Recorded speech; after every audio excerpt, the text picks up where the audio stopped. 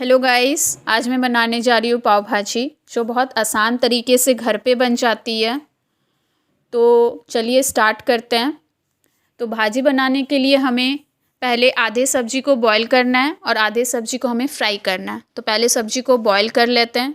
तो उसके लिए आपको 2 मीडियम साइज के आलू लगेंगे, आधा कटोरी जितना मटर लगेगा और थोड़ा सा बीम ले लीजिए और आधा गोभी ले लीजिए और एक शिमला मिर्च ले लीजिए।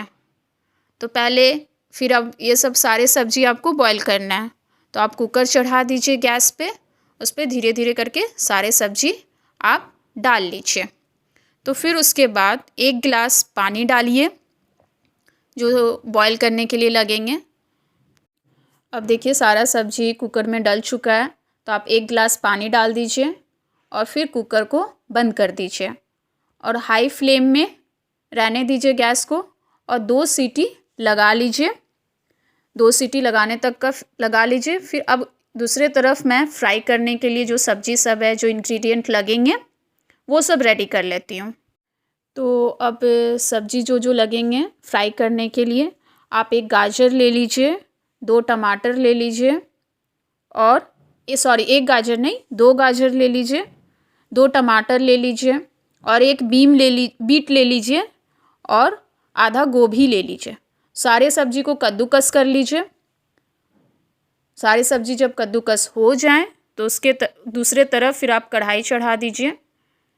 मैंने 3 चम्मच रिफ़ाइंड डाला है। अगर आप रिफ़ाइंड की जगह घी भी ले सकते हैं, बटर भी ले सकते हैं, आपकी चॉइस। मैंने रिफ़ाइंड से बनाया है ये। तो 3 चम्मच आप रिफ़ाइंड डाल लीजिए। पहले कद्दूकस किया हुआ कढ़ाई में गाजर डालिए, थोड़ी देर भूंजिए। फिर उसके बाद थोड़ा बीट डाल दीजिए, जो कद्दूकस किया हुआ बीट डाल के थोड़ी देर भूंजिए, थोड़ी देर फ्राई कीजिए अच्छे से। फिर उसके बाद गोभी डाल लीजिए। धीरे धीरे करके एक एक करके सब्जी डालिए और थोड़ी देर पहले फ्राई कीजिए, थोड़ा सा भूंजिए, फिर हर एक आप सब्जी डालते रहिए।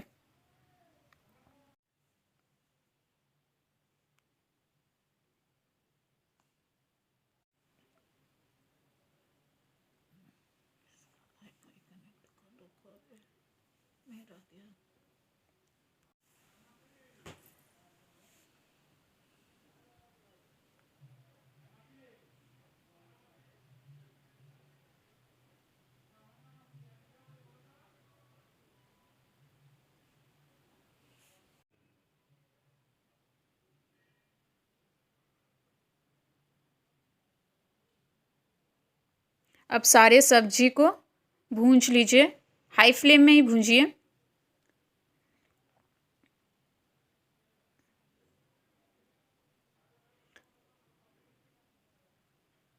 जब तक अच्छे से सीखे नहीं तब तक भूंजते रहिए सब्जी को।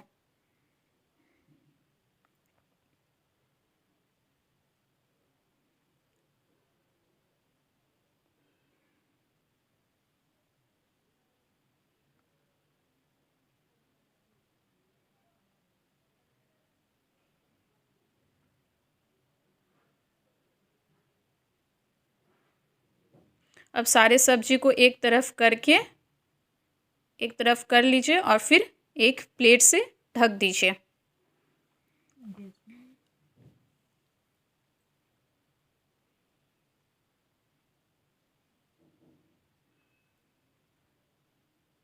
देखिए जो मैंने कुकर में चढ़ाया था ना बॉईल करने के लिए सब्जी, वो सारा सब्जी बॉईल हो चुके हैं।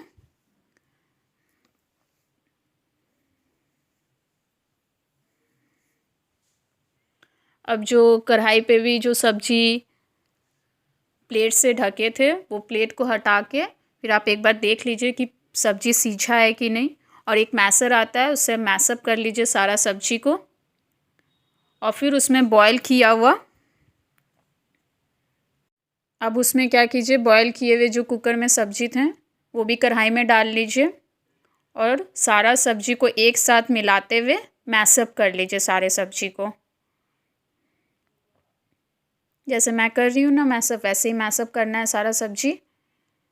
देखिए सारा सब्जी मैसअप हो चुके हैं अच्छे से। अब आप एक स्पैचुला से सारा सब्जी को मिक्स करते रहिए। हमें सारे सब्जी अच्छे से मैसअप करना है, एक भी सब्जी मतलब गोटा नहीं रहना है या कच्चा नहीं रखना है एक भी सब्जी को। फिर उसके बाद आप 1 स्पून नमक दे दीजिए, थोड़े से गोलकी डाल दीजिए भाजी में।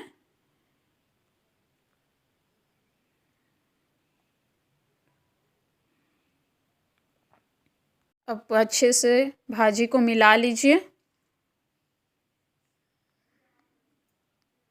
अब दूसरी तरफ क्या कीजिए, पैन एक गरम कर लीजिए। उसमें मैंने एक छौंका, मतलब भाजी में हमें छौंका लगाना है, छौंक लगाना है। तो उसके लिए आप क्या कीजिए, मैंने यहाँ घी लिया है, तो 3 स्पून घी लिया है। आप चाहे तो बटर भी ले सकते हैं। अब अच्छे से मतलब जब घी गरम हो जाए तो उसमें आप पाव भाजी वाले जो मसाले आते हैं वो आप 2-3 चम्मच डाल दीजिए। मैंने यहाँ पे 2 चम्मच डाला है पाव भाजी मसाला। आप अकॉर्डिंग टू योर टेस्ट आप डाल सकते हैं।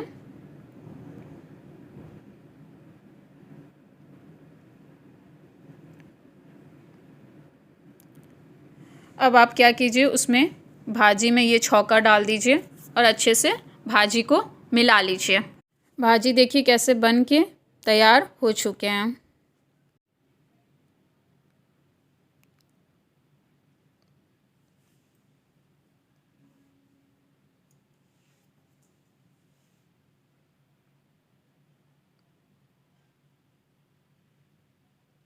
जो छौंका है वो अच्छे से मिलाकर थोड़ी देर सेक लीजिए।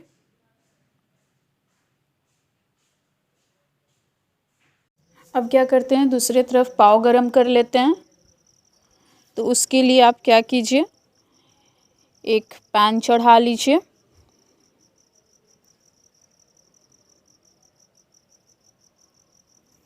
ये भाजी के कितने अच्छे कलर आए हैं। और हाँ, अगर जैसे किसी किसी के पास बीट नहीं रहता है तो आप क्या कर सकते हो, भाजी में इतने अच्छे कलर लाने के लिए आप क्या कर सकते हो, एक रेड कलर का फूड कलर भी डाल सकते हो भाजी बनाते समय लास्ट में। पर अगर नहीं है आपके पास, अगर बीट है तो कोई इशू नहीं है, आप बीट से भी कर सकते हो। देखिए कितना प्यारा कलर आया है भाजी का।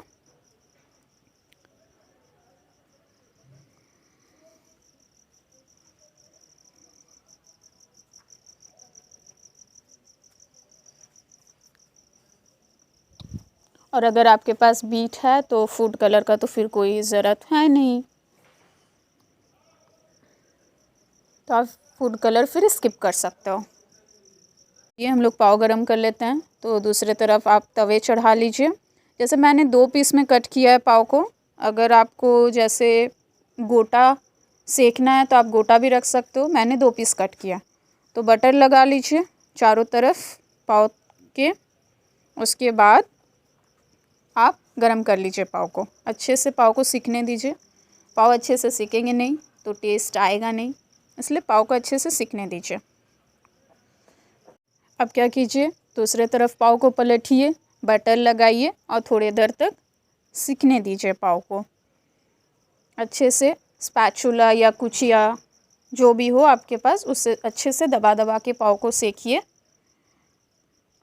ये चारों तरफ से अच्छे से पाव सीख गए हैं। तो अब क्या करते हैं, पाव को उतार लीजिए।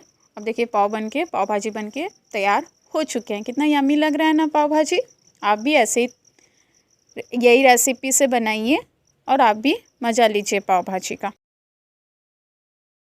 हेलो गाइस, आज मैं बनाने जा रही हूँ पाव भाजी, जो बहुत आसान तरीके से घर पे बन जाती है। तो चलिए स्टार्ट करते हैं। तो भाजी बनाने के लिए हमें पहले आधे